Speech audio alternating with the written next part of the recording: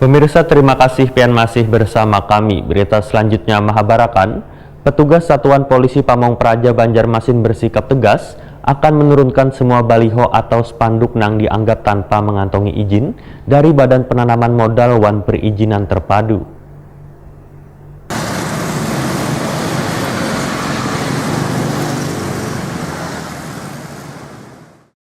Tugas Satuan Polisi Pamong Praja Banjarmasin bersikap tegas akan menurunkan semua baliho atau spanduk yang dianggap tanpa mengantongi izin dari BPMPT atau Badan Penanaman Modal Wan Perizinan Terpadu. Termasuk akan menurunkan baliho yang terdapat beberapa titik di kawasan yang seharusnya kada ditempati untuk pemasangan baliho atau spanduk yang kaya jembatan wan pepohonan. Kepala Satpol PP Banjarmasin Hermansyah Wetakoni Prima TV jelang tengah hari Senin 4 Maret 2019 mengakui bila banyak didapati baliho atau spanduk tanpa stiker atau izin dari BPMPT nang dengan leluasa didirikan di sepanjang jalan nang seharusnya kada ditempati alat peraga kampanye. Selain itu masih banyak didapati baliho atau spanduk nang dipajang sudah habis masa perizinannya namun belum dilepas oleh pihak bersangkutan. Menurut Hermansyah, pihaknya terkadang menjadi dilema wayah petugas melepas baliho tersebut karena nang bersangkutan justru marah. Seharusnya pihak pemasang iklan harus mematuhi ketentuan dalam pemasangan baliho atau spanduk nang kaya mengetahui tanggal kadaluarsa wan peraturannya.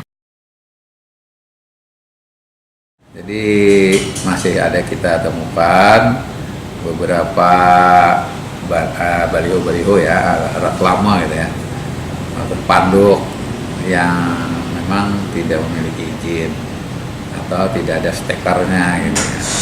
Dan itu biasanya dipasangnya pun bukan di tempat-tempatnya yang semestinya gitu ya. Itu pelanggaran perda apa tuh Pak? Perda reklame, kita lupa nomornya lah.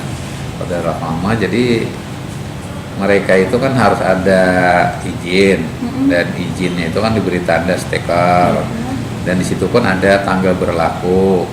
Nah, jadi kalau memang sampai waktunya ya tetap kami lepas juga.